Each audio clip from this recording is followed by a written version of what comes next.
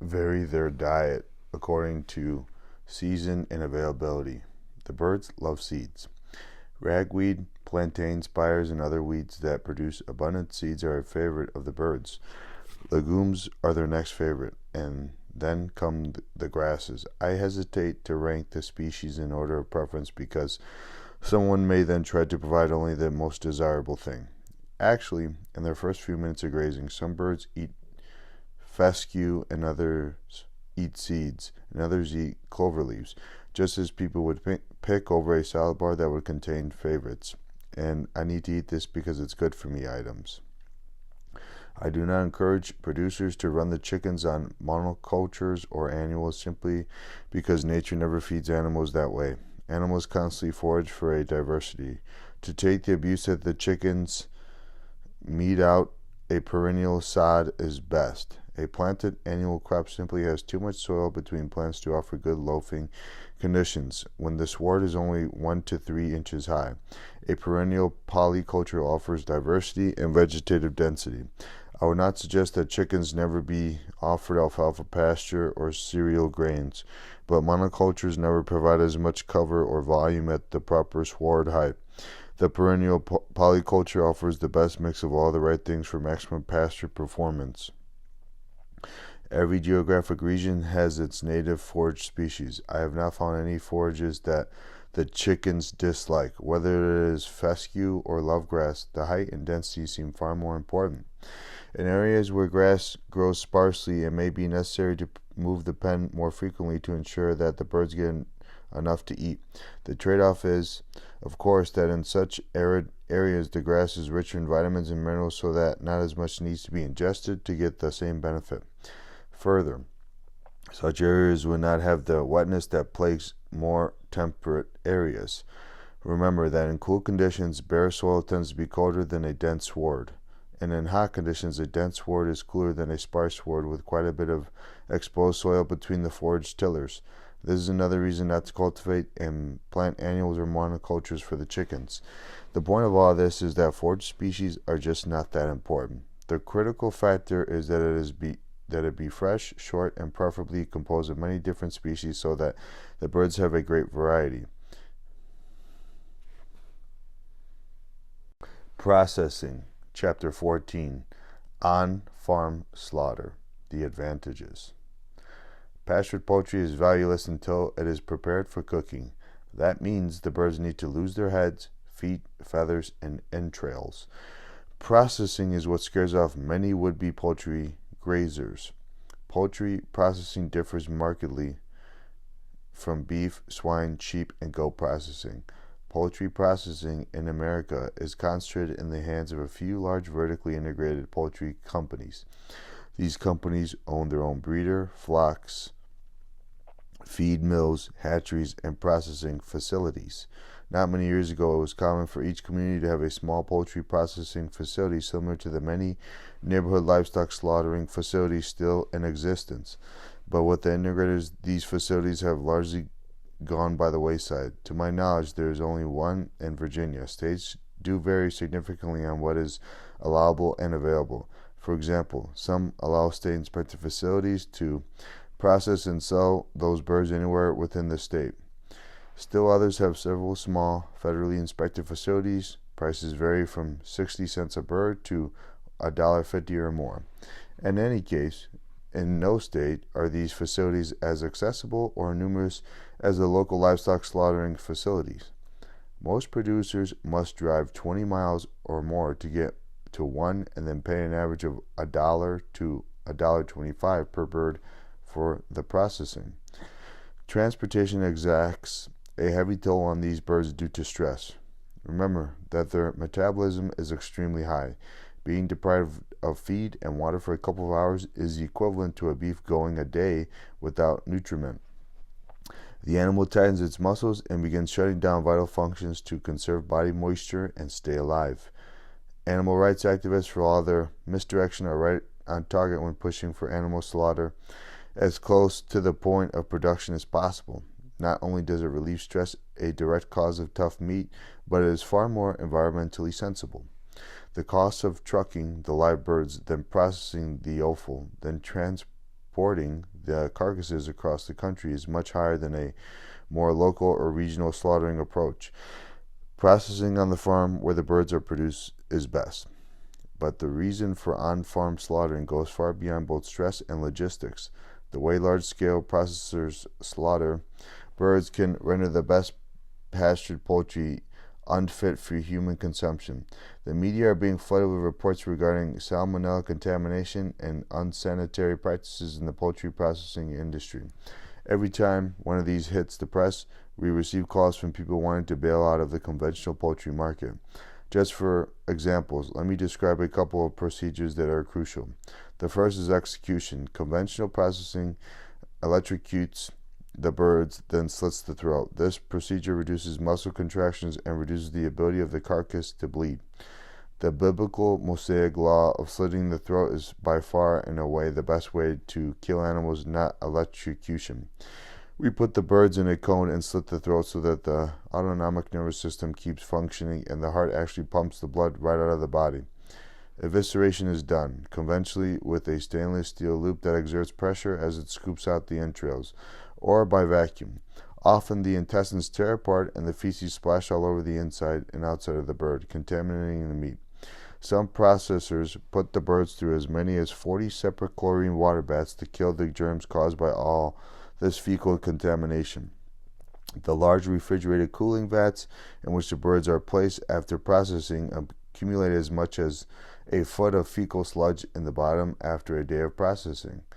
In fact, some reports say that 10% of broiler weight in the meat counter is composed of this fecal soup.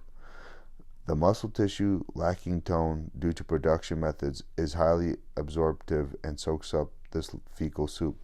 The point of all this is that the production model merits nothing unless it is consummated with a complementary processing model.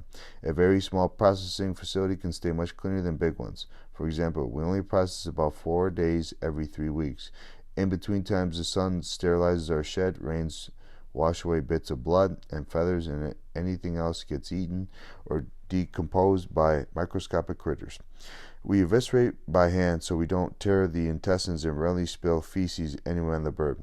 Checking over the birds carefully to make sure they are squeaky clean keeps the water in the cooling vats extremely clear and clean. The fact that our customers come right to the processing shed and see their chickens in the cooling vats requires that we run a clean ship. We have customers who work in processing plants but purchase their chicken from us, vowing that they won't eat out of the store. We have customers who have allergic reactions to chemical residues and chlorine contamination on normal birds, and yet have no problem eating and handling ours. The fact is that it is much easier for a person to keep his home kitchen clean when it is used to prepare 10 meals per day than if it were used for 1,000 meals. The magnitude of the processing facility inherently changes cleanliness and control. By slaughtering on the farm, the chickens do not undergo transport stress, and we need not haul them away. We get to stay here on the farm, which is where we like to be. We process in the morning, and customers begin arriving at 1 p.m., bringing their ice and coolers with them. We need not refrigerate, bag, or deliver. We do what we do best, produce the world's best, cleanest chicken, and our customers meet us halfway. We can't bag, deliver, or freeze any better than conventional services. By focusing on the niche in which we excel, we capitalize on our strengths, and we do not get bogged down in ancillary services. We have no desire to feed the world or build an empire. The small, efficient on-farm production and processing encourages regional food, self-sufficiency, and sensible marketing. For people who have dressed poultry by hand, the idea of a husband and wife processing 50 birds an hour or better is practically inconceivable. But it's like any acquired skill. After you do it enough, you get good at it. The automation then augments your own skills and allows you to go even faster. Much is technique, much is organization, and much is just physical strength and endurance. From an income point of view, though, let me illustrate why this do-it-yourself processing is more important for the success of your venture. The average cost of processing a chicken is $1.25 per bird. If we add the transportation time and expense, assuming an average of 50 miles round trip, the cost goes up to $1.50 per bird. Teresa and I can do 50 an hour, which is a saved value of $75. Divided in half, that would figure out to be $37.50 per hour for each of us, taking off a couple dollars for depreciation on equipment and energy costs. We are left with about $35 per hour for our labor. I don't know about you, but I have no problem working for that price. I can do just about anything for a few hours a month to earn that kind of money.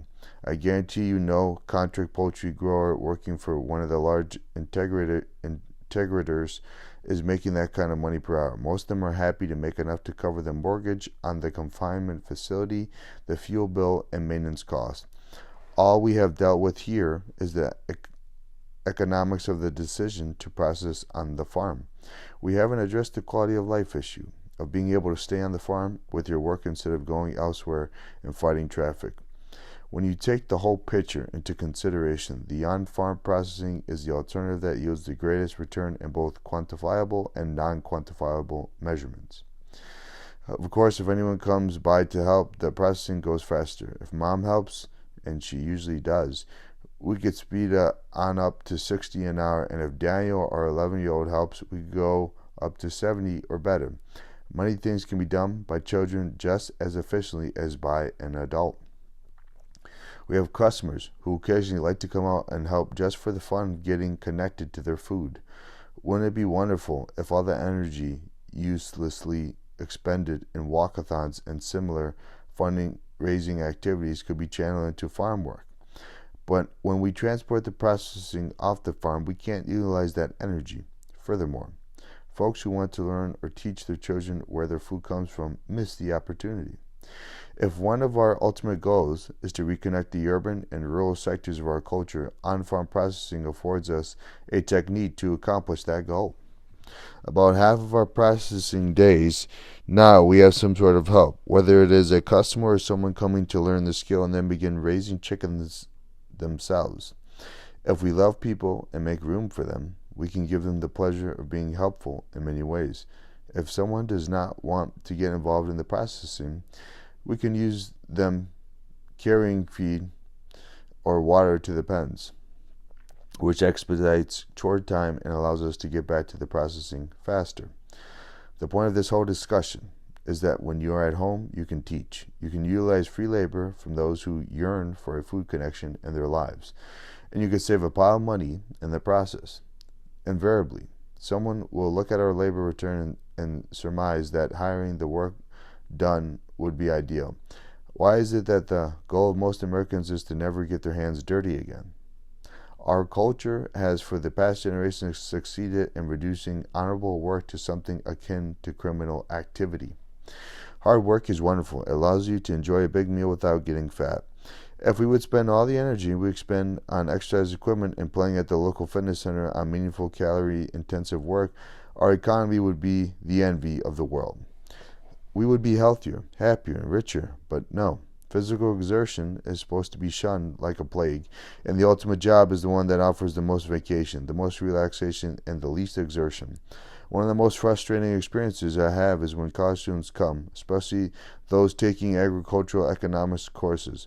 Within 5 minutes, they are telling me that all I need to do is hire all this work done so I can go in and sit at the desk all day. I don't want to sit at the desk all day. Hiring people exacts a toll on your quality of life and quality of your product.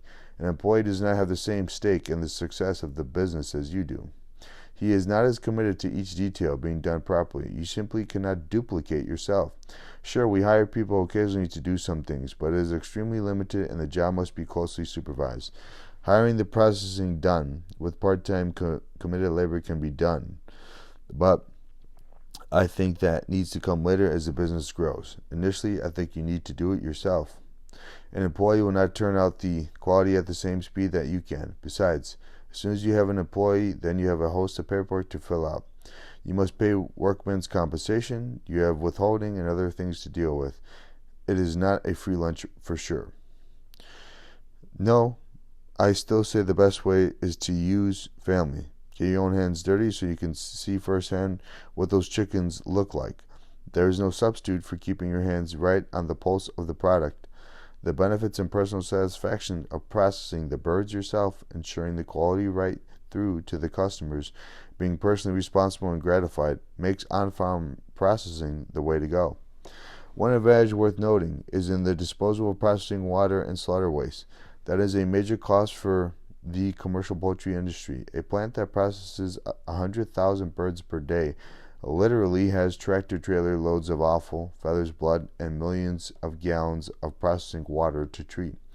We use about half the water per bird required in the commercial processing facilities. They use about 5 gallons per bird, and we only use about 2.5. That means right off the bat we have far less usage and far less effluent.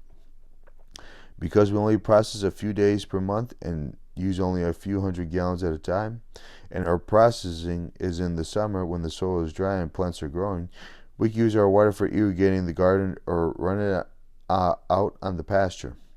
And we do not overload the environment's ability to break it down and handle it. As soon as you begin routinely dumping thousands of gallons of water on the area and do it off-season to boot, a whole new cost in treating the effluent becomes necessary. That is one reason why I am not interested in a central facility for processing the birds for several pastured poultry producers. I would much rather see a portable rig that could go from farm to farm and spread out the effluent and offal in such a way that the environment could handle it without expensive treatment facilities. It is also a reason to stay relatively small rather than trying to build an empire. By composting, the offal becomes a wonderful asset rather than a liability. And how much simpler to handle it through composting a few feet away from the facility than trucking, rendering, dehydrating, grinding, and all the other things entailed in handling it by the commercial industry. From every angle, then on-farm, small-scale processing offers the best alternative. Chapter 15. Slaughter Mechanics. 12 hours before slaughter, I remove all feed to let the craw clean out and make processing easier and cleaner. Using a plywood partition like a giant paddle, I push the chickens to the front of the pen. By removing both doors, I can catch the chickens easily and put them in crates for transport to the processing facility. I do not put them in a large container or they will pile up and suffocate. It is important to use crates. On the following 3 pages, photos 15.1 through 15.6 illustrate how we catch the chickens on processing day. To kill a chicken, we put it head first in killing cones. The heads stick out the bottom. The goal is to slit the main artery with a knife, but not cut the windpipe. This way the bird dies slowly and does not go into shock. The autonomic nervous system continues to function, allowing the heart to keep pumping and actually pump the blood out of the bird. The cones can be mounted over a trowel which ducts the blood into a bucket. The cones eliminate bruising when the muscular contractions occur and allow control over the blood. After contractions have ended, the birds need to be scaled to loosen the feathers. The procedure we like best is about 145 degrees Fahrenheit for about a minute. It is helpful to pull the birds clear out of the water several times to encourage feather flocculation, which helps displace oxygen at the feather follicle and aids water penetration. We add a couple tablespoons of Shaklee Basic Age biodegradable soap to the water to break surface tension and encourage penetration. The soap also cleanses the birds so that they can come out squeaky clean. I made a set of shackles from boards and high-tension band steel that encircles bundles of fence posts or packing crates. Some people use a basket. Anything is fine, as long as the bird is moving in and out of the water at a certain temperature for a certain period of time. Water access to every square inch of the bird is essential. The more uniform it is, the more uniform the scald. Scalders and dunkers can be purchased commercially. We made our scalder by building a wooden box inside a box. Then we purchased a submersible thermostat and a couple of 4,500 watt hot water heater elements and took the box and parts to a sheet metal company. The fabricator covered the exterior with a heavy gauge galvanized sheet metal and fit a tank inside, soldering the joint so it would hold water. He plumbed in the thermostat about halfway down and put in the elements through the wall about 8 inches up from the bottom of the tank. The stale air space between the two box frames serves as insulation. The dimensions of the water tank are 22 inches by 17 inches by 30 inches deep. It holds about 35 gallons of water and will keep water hot for roughly 700 pounds of bird per hour, which is equivalent to 125 chickens. Scalators are always rated in pounds per hour. The dunker is a counterbalanced piece of pipe rigged to a geared down electric motor that gives us about 8 cycles per minute. Although this system may not be as snazzy as a factory-made outfit, it is far less expensive and quite acceptable for processing it at our speed. The idea of the Scalator dunker is to keep the birds moving in the water, preferably in and out, because this movement is essential to getting good water penetration. Commercial outfits use a shower gauntlet and high-pressure water. If the birds just sit in the scalded water, the difficult feathers simply will not loosen by the time the tender areas like the breast and the thin skin between the thigh and breast begin to burn. The action ensures that all parts of the bird get equal water access. Our dunker automatically turns off and on. It has both a timer and a button, or switch, and that the dunker arm depresses when the time runs out. In order to shut off, the assembly must be both out of time and depressing the button. That ensures that the chickens always stop outside the scalator.